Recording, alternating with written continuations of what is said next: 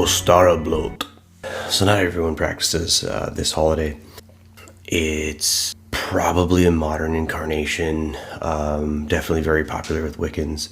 It's also more Germanic, so if you tend to focus on the Norse side of things, you might not practice Ostara Blot because you don't necessarily focus on any of the German stuff. Personally, I think being super picky and super reconstructionist to the point where you're like, I'm going to exactly recreate the religion from like, I don't know, the 3rd century in this area over here and all that. I think it highly limits you and stifles your expression. So even though I have kind of a natural inclination toward the Norse, I still, focus on the German as well.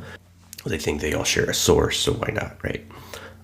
And of course, if you follow me, you would know that I have more of an archetypal view, and also the Proto-Indo-European origins of the gods is very important. The source for most of these religions and these archetypes. So in most countries, Easter is actually a variation of Passover. The original Hebrew is Pesach maybe, and it's only in the German and English speaking world that it's Easter. We first see the goddess's name alluded to. There's a Benedictine monk by the name of Bede, B-E-D-E. He mentioned that Eostre, which is the Saxon name for the month, comes from Eostre pretty close to the century prior to him writing this. In 782, Charlemagne sacked the Saxons.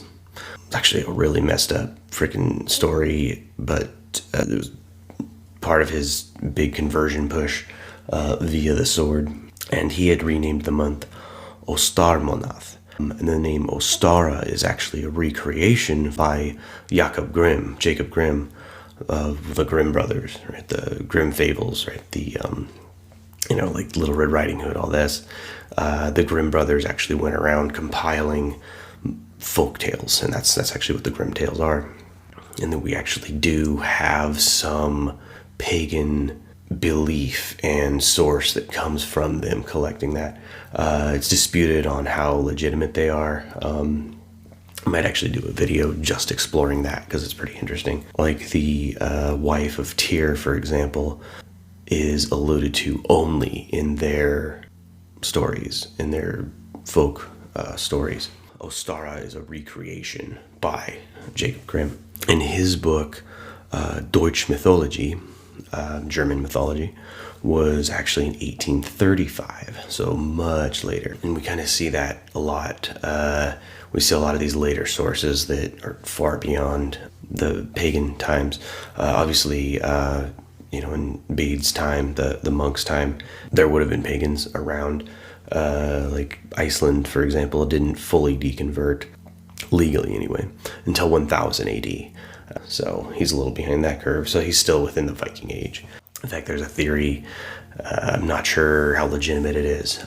It's still a really interesting theory, though, that Charlemagne sacking the Saxons, because he did it in a very shady way. It was a peace talk where they were supposed to show up without weapons, which was the pagan custom, and Charlemagne showed up fully armed and just slaughtered them. And then supposedly the Saxons went to Denmark because Denmark's still part of the mainland. And the theory is that the Viking Age started out of retaliation for Charlemagne. Why they wouldn't sack France and they went after monasteries and stuff. I mean, there's some holes for sure.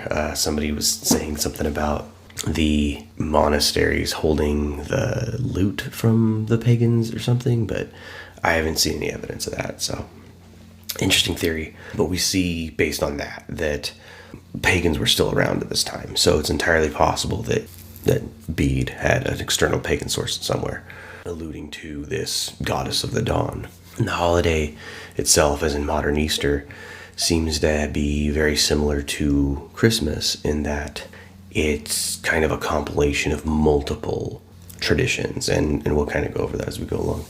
But first, a bit about the goddess. I'm going to put a couple of links in the description below.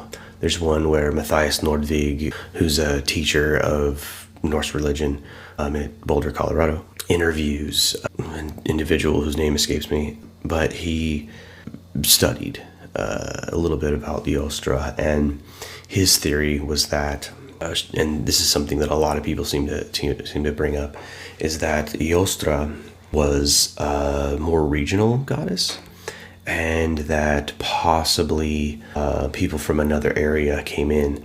There are certain town names that, I believe it was Eostran, which means from the east. And we'll keep seeing that come up too. That east, because the sun rises in the east, right? Goddess of the dawn. Well, in the Proto-Indo-European, it's Hausos. And I'll read a little bit here from Kaiser Sereth's, still not sure how to pronounce his first name, Sereth's webpage here.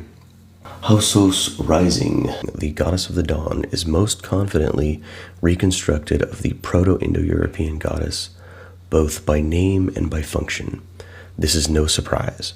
Dawn, after all, travels with the tribe. Her name is the source of Greek Eos, Roman Aurora, Vedic Usas, Avestan Usa, Lithuanian Osrin and Osra, and Germanic Eostre. Although it has been argued that Eostre was a name for Easter first, and that Bede created a goddess from the name, a possible reconstruction of the Proto-Germanic form of this goddess name is Ostran. Johann Grimm reconstructed a corresponding continental Germanic goddess, Ostara, who gives the form Eostre, or perhaps Eastre. Doubts that she would have been a dawn goddess, seeing in her only a spring-like fertility goddess. However, a semantic shift from dawn to spring doesn't seem improbably, and based on other Indo-European cognates and Proto-Indo-European etymology, I think that this is what happened. Nordvig reconstructs Hausos from H2's kindle, which would have made her kindler of the light of the sun. I have seen some associations with hearth. And then, interestingly enough, east, the word east, comes from this goddess here. And Bede had also noted that her name means east. And then, of course, the individual that Mathias Nordvig interviewed mentions that that name means from the east. So I think it makes sense that a goddess would have existed. And it's entirely possible that with the German people, and more specifically the Norse, during the migration period, some may have held on to her and some may have forgot about it, especially in the more colder northern area where sunlight and darkness are a little bit different. Because the further you go up, during the summer you have longer days, winter you have sometimes no days, depending on how far up you are. I actually saw that a little bit when the Marine Corps sent me to Alaska. The day being super long was a little weird. So as for some of the symbolism associated with Ostara, the rabbit. So I had always been told, because I grew up with a couple of Wiccans, and a lot of the myths about Ostara seem to be very much perpetuated by modern Wicca. I was always told that it was a white dwarf rabbit specifically, and that there's actually a popular story. People would exchange specifically red eggs. I haven't found anything to necessarily corroborate that, but there is some evidence of later German writings. One person was K.A. Oberli in about 1883. And then another source said that the first writings were in the 16th century, associating Ostara Eostre with the rabbit. And apparently it's a custom in the Pennsylvania Dutch, which are actually German. It's a mistranslation of the word Deutsch. Apparently they give rabbit gifts on Easter. and they have referred to the goddess as Eostre. And if you'll remember from my types of heathenry video, the Urglaawe are the heathens that come from the Pennsylvania Deutsch tradition. And they probably know more than I do about that. I haven't found too many sources on them. If you know any, of course, comment. This knowledge should be a journey. We should never be afraid to be wrong or not to have enough information. It's all about learning and increasing our own knowledge, as well as just becoming better people. So one of the things that might possibly associate Easter specifically, or Ostara's month, with the rabbit is that the March hare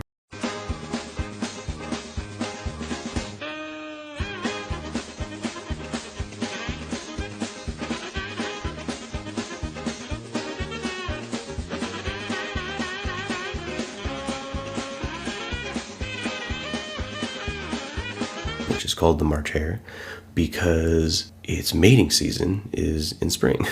And apparently they can be seen doing some crazy stuff, like boxing each other, and just all sorts of hormonally infused rabbit tomfoolery. Spring is their breeding season. They are typically nocturnal until about this time. So it would make sense that people would just see rabbits coming out at this time and associate that. There's also some older myths that allude to possibly Eostre having a bird of some sort. And I'll put a link to an article actually to a couple articles in the description, some that are pretty well fleshed out, because it's possible that there was a bird that was sacred to her that that eventually got turned into a rabbit through oral tradition, kind of changing telephone, right? How things alter over time, hence the rabbit being associated with eggs. There are also other traditions around this time, other holidays around this time, that are also associated with eggs. In Persia, modern day Iran, their New Year is actually around this time. They actually have a 13-day celebration. It's called Nowruz, and colored eggs are one of their symbols because it is a symbol of fertility. The Jewish Biltzah egg is also a popular Passover dish. Apparently it's a plain solitary boiled egg. I don't know, that doesn't seem too fun to me, but whatever. Much more prefer some of the art on the Persian eggs. We see other traditions that may have accumulated into this, and we kind of saw that a little bit with Christmas, and how that's sort of an amalgamation of multiple different traditions as well. So the modern practices, at least the heathen ones. So for us, and as I'm building a new kindred, I'm bringing these traditions into the fold. We incorporate some of the traditions from Easter, make it fun for the kids, have them hunt eggs. That's very good. In a crude, primitive, offensive to me personally kind of way. And then, of course, we do our bloat, the passing of the horn. It's very much themed around springtime, about rebirth. I think a good analogy, I talked a little bit about this in my Odin video, how in the Celtic, for example, you go from the unseelie court to the seelie court, and you have a time of going from the winter Vetir and spirits controlling things, and going into the summer spirits, the warm spirits, the seelie, the silly. And I think that makes sense. With the dawn goddess, she's warming things, making things bloom. Obviously you see more flowers and more life. For some of us, more allergies. So it's a celebration of that. And it's also a reminder of the Vetir. I believe that Ostara is very much a anthropomorphic personification of springtime, of those Vetir, those spirits, those landwaits, right? And you'll notice with the holidays that it seems very agricultural. It has a lot to do with the movement of time, the different seasons. A lot of that has to do with the fact that a lot of our ancestors were farmers. They had to farm to live. So of course they would have events that marked those times of the year. So Ostara Blot is about that. It's a recognition of the life around us, and it's renewal from the cold to the hot, which now that I'm in Texas is going to be very hot. So like most of our holidays, we gather. It's kind of a potluck sort of thing. We'll have more flowers around, kind of decorate in that sort of direction. And I kind of mentioned this in my bloat and worship video. But the very first round is to the theme of the holiday, and that is Ostara. So we'll hail and thank and worship. Worship being giving worth, not bending the knee to that anthropomorphic personification of what is sometimes disregarded by modern people. We have these lives that are very sedentary, very, if I'm hungry, I could nuke a couple of Hot Pockets. I don't have to toil in the dirt just to make sure my family lives. I might toil in an office, or, for me, being in security, I might walk around a parking lot or in a building or whatever. And it's super easy with these modern lives where we seem so disconnected to nature that we forget that nature is so important and it's around us. The oxygen we breathe, even the food we eat, and some of us take for granted, comes from a natural cycle that many of us are disconnected to. So in a modern sense, one of the things that I have always tried to push for my kindred is that we need to recognize those things. We need to recognize that the meat we eat was a life. We need to recognize that it was somebody's hard work that put those tomatoes on your plate.